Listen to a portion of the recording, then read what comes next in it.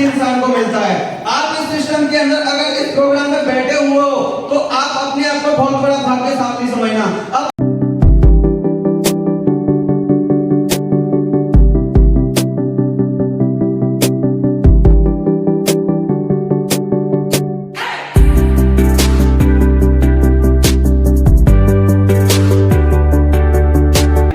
साथियों नमस्कार।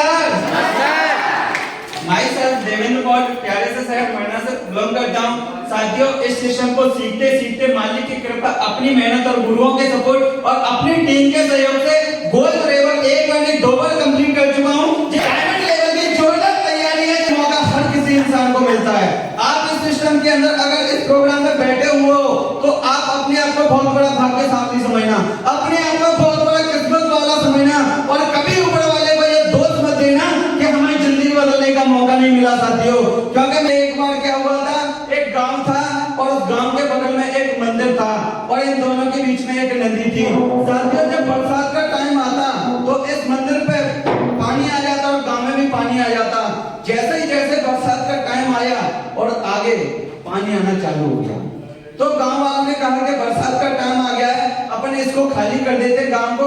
गांव वालों ने उसको खाली करना चालू कर दिया। पर गांव में कई प्रकार के लोग होते हैं। कुछ लोगों ने कहा कि पुजारी जी रहते हैं मंदिर पे, उनको भी सूचना दे दी जाए।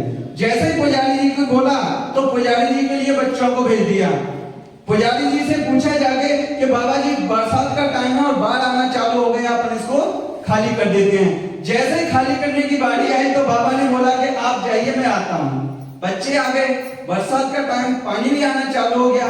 जैसे जैसे पानी आना चालू हुआ तो पता लगा गांव वालों ने गांव खाली कर दिया कि पुजारी जी तो निकल के नहीं आए। साथियों तो फिर गांव वालों ने कहा नाव से 4 लोग फिर से लेने गए पुजारी जी को।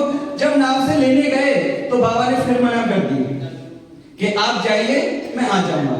जैसे पानी का स्तर बढ़ता गया तो पुजारी जी ने क्या किया, जमीन को छोड़ के मंदिर की छत पर पहुंच गए। जब मंदिर की छत पर पहुंचे तो पानी का स्तर बढ़ता गया तो रेस्क्यू वाले ने जहाज से लेने गए पुजारी जी को और वहां पे जाके बताया कि बाबा जी चलो, पानी का स्तर बहुत बढ़ चुका है। लेकिन बाबा जी ने मना कर दी। जब बाबा जी ने मना कर दी तो उसके बाद पानी का स्तर बढ़ता गया और बाबा की राम नाम सत्य हो गई। बाबा की जब राम नाम सत्य हुई तो यमराज जी की सभा लगी हुई थी। जहां जिसके कारनामे थे उनको वैसी सजा दी जा रही थी। साथियों अब आ गया बाबा जी का नंबर। तो यमराज जी का हुक्म था कि बाबा जी आपके कारनामे तो बहुत अच्छे हैं, लेकिन हम आपको जीवन दान तो नहीं दे सकते, पर हम आपको एक इच्छा पूरी कर सकते हैं। वो आप इच्छा हमें बता सकते हो जीवन दान के अलावा। तो साहब शिव जी के भक्त थे बाबा जी, तो बाबा जी ने एक ही बात बोली, जीवन नहीं मिल सकता तो बस एक काम कर दो, शिव जी के दर्शन करा दीजिए। जब शिव जी के दर्शन की बात आई तो यमराज जी का हुक्म हुआ और शिव जी प्रकट हो गए। जैसे शिव जी प्रकट हुए तो बाबा जी हाथ जोड़ के शिव जी के सामने खड़े हो गए कि महाराज मेरी जिंदगी में, पूरी जिंदगी मैंने आपके नाम कर दी और बचपन छोड़ा, जवानी त्याग दी, बुढ़ापा भी आ गया, परिवार छोड़ दिया, वो माया छोड़ दी और मैंने सब कुछ तेरे नाम दाव पर लगा दिया, पर तू मुझे बचाने तलक नहीं आया। साथियों उसके बाद शिव जी भी करंट में थे।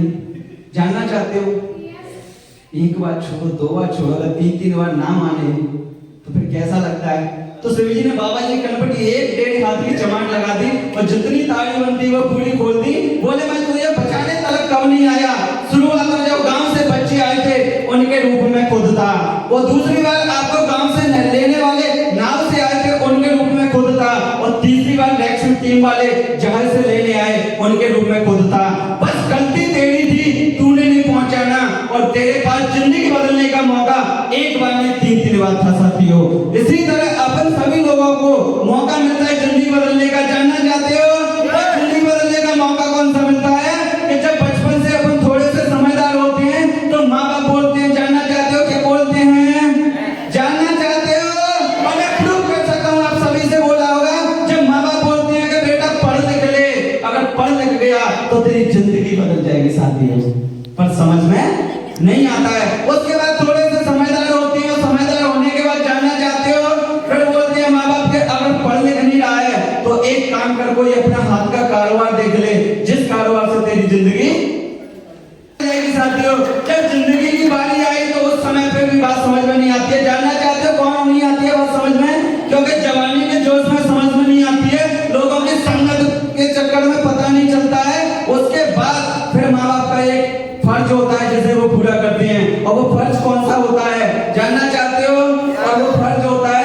तू हमारी नहीं सुन रहा तो अब हमारा फर्ज है तेरी शादी कर देते, जो दूसरे के घर से आएगी मुझे चित्र मार मार के सुनाते हैं। हाँ जी, जब भी समझ में नहीं आता है घर वाले अपने फर्ज को पूरा कर देते हैं, उसके बाद जानना चाहते हो क्या होता है? उसके बाद कुछ नहीं होता है, परिवार बन जाता है, नन्हे मुन्ने बच्चे हो जाते हैं और बच्चों की बारी आती है, फिर चाहिए पैसा। फिर समझ में आता है, गांव की भाषा में बोलते हैं कि नौ खाके तेरे की।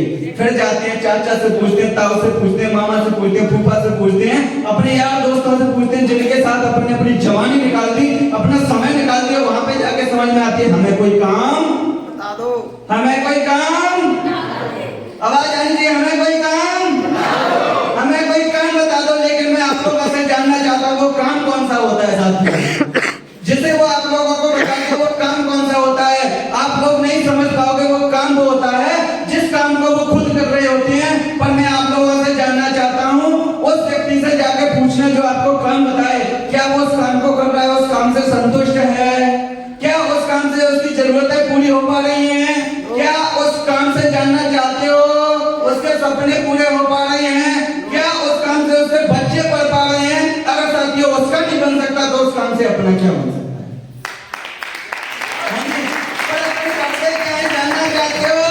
मजबूरी के मारे उसी काम को पकड़ते हैं और उस काम पर लग जाते हैं। फिर अपने साथ वही होता है जैसी जिंदगी उसकी और जैसी अपनी शादी हो।